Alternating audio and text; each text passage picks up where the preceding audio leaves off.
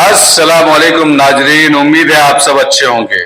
مارچ 1175 کی بات ہے۔ سلطان صلاح الدین ایوبی اس خطے کے الرستان سلسلے کو میں کسی جگہ اپنے ہیڈ کوارٹر میں بیٹھے اپنے مشیروں اور کمانڈروں کے ساتھ اگلے اقدام کے مطابق باتیں کر رہے تھے۔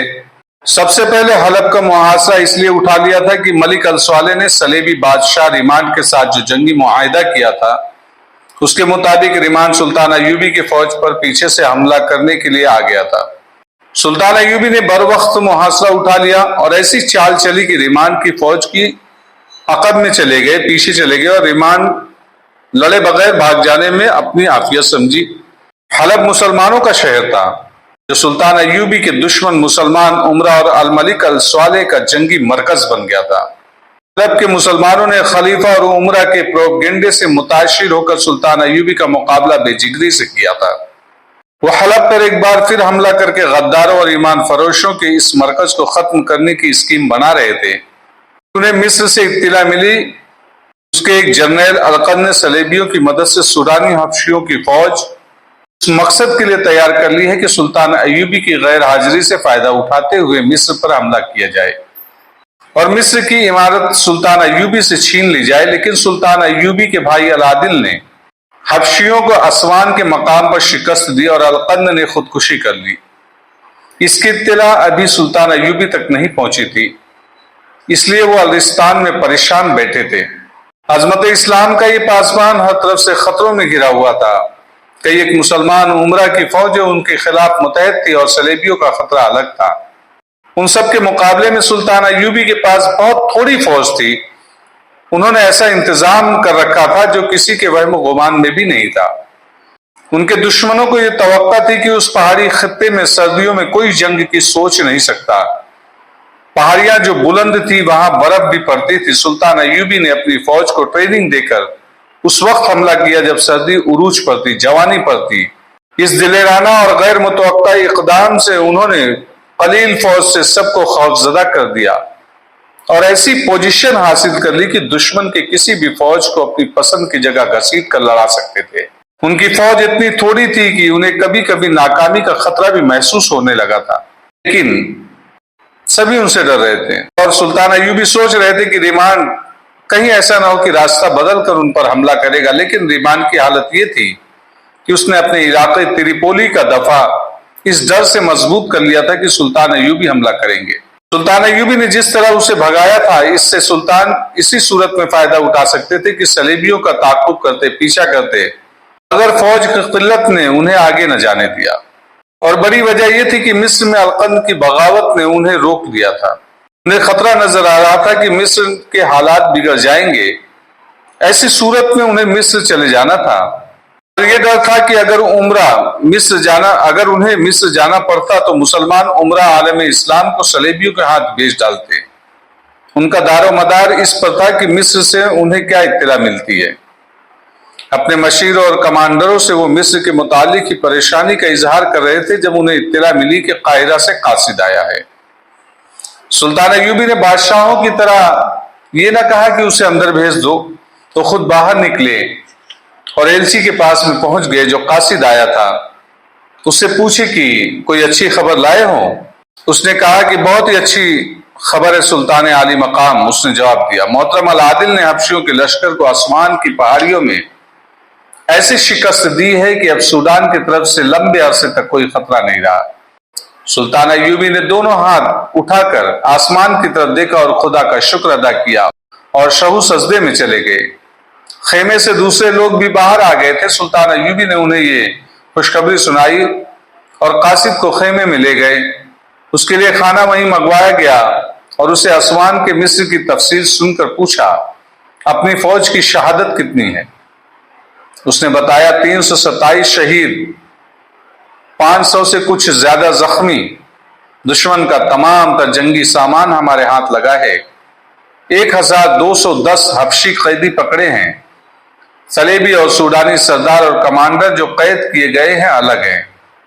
قاصد نے پوچھا، العادل نے پوچھا ہے کہ قیدیوں کے متعلق کیا حکم ہے؟ صلیبی اور سوڈانی سالاروں اور کمانڈروں کو قید خانے میں ڈال دو، سلطان صلاح الدین ایوبی نے کہا، اور قیدی سوچ میں پڑ گئے۔ کچھ دیر بعد کہنے لگے، اور وہ جو 1000 اور کچھ حبشی قیدی ہیں انہیں آسمان کی پہاڑیوں میں لے جاؤ، وہ جن غاروں میں چھپے تھے وہ ان سے پتھروں سے بھرواؤ، وہاں فرعونوں کے جو زمین دوز محل ہیں انہیں بھی پتھروں سے بھر دو، یہ کام ان حبشیوں سے کرواؤ، اگر پہاڑ کھودنے پڑے تو ان حبشیوں سے کھدواؤ، وہاں کوئی خطہ اور پہاڑوں کے اندر کوئی محل نہ رہے۔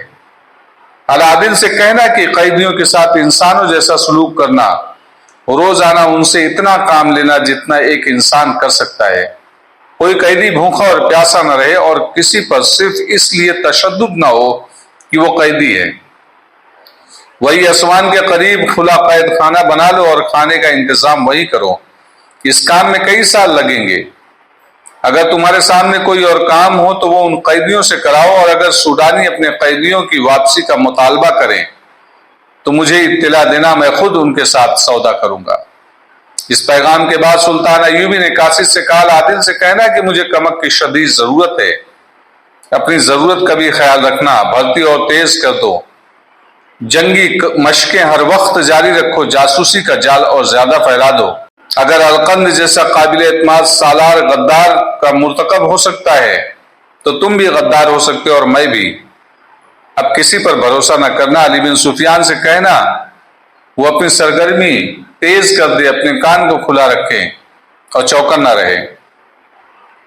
مصر سے کمک آنے تک میں کوئی جارحانہ کارروائی نہ کروں تو بہتر ہوگا۔ سلطان ایوبی نے نئے قاصد کو واپس روانہ کر کے اپنا سالاروں سے وغیرہ سے کہا، ابھی ہم ان کامیابیوں کی دفعہ میں رہیں گے جو ہم حاصل کر چکے ہیں۔ اپنی موجودہ صورتحال پر ایک نظر ڈالو، تمہارا سب سے بڑا دشمن تمہارا اپنا بھائی ہے۔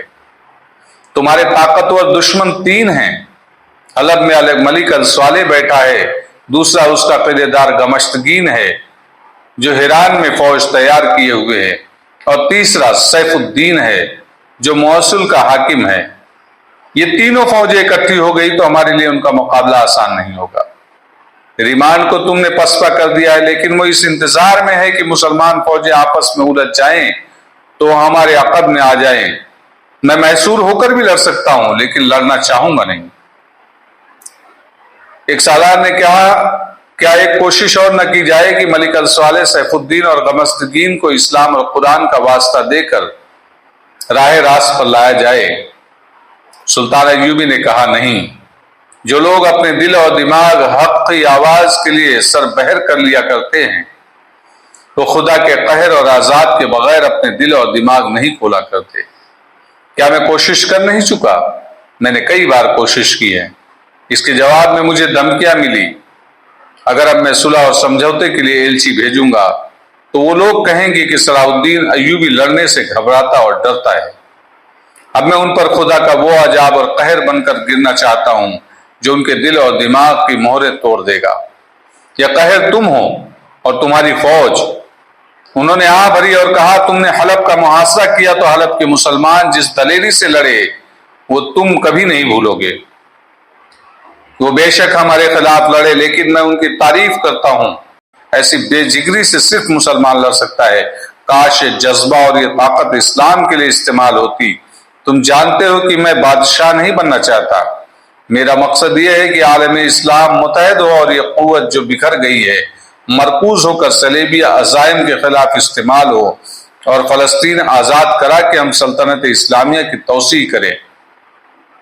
ایک سالار نے کہا، ہم مایوس نہیں ہیں، نئی بھرتی آ رہی ہے، علاقے جو ان خاصی تعداد میں بھرتی ہو رہے ہیں وہ جوان ہیں، مصری بھی کمک آ رہی ہے، ہم آپ کی اور توقع پوری کریں گے، لیکن میں کب تک زندہ رہوں گا؟ سلطان ایوبی نے کہا، تم کب تک زندہ رہو گے؟ ابلیسی قوتیں زور پکڑ رہی ہیں، یہودی نصرانی، ان کا دائرہ وسیع ہوتا جا رہا ہے۔ میرے وہ عزیز دوست جن پر مجھے بھروسہ اور اعتماد تھا صلیبیوں کے ہاتھوں میں کھیلنے اور میرے ہاتھوں قتل ہوئے۔ القند تمہارے ساتھ کا معتمد سالار تھا، کیا تم سن کر حیران نہیں ہوئے کہ القند نے سوڈان سے حبشیوں کی فوج بلائی اور مصر پر قابض ہونے کی کوشش کی؟ اس نے مجھ پر یہ کرم کیا ہے کہ شکست کھا کر اپنے ہاتھوں اپنی جان لے لی ہے، میں نے اسے سزائے موت نہیں دی۔ حکومت کا نشہ دولت اور عورت اچھے انسانوں کو اندھا کر دیتی ہے۔ ایمان میں کیا رکھا ہے؟ ایمان سونے کی طرح چمکتا ہے۔ عورت کی خواہش اگر عیاشی کا ذریعہ نہیں بنتا اور ایمان بادشاہ اور فرعون نہیں بننے دیتا، ایک بار روح کے دروازے بند کر لو تو ایمان بیکار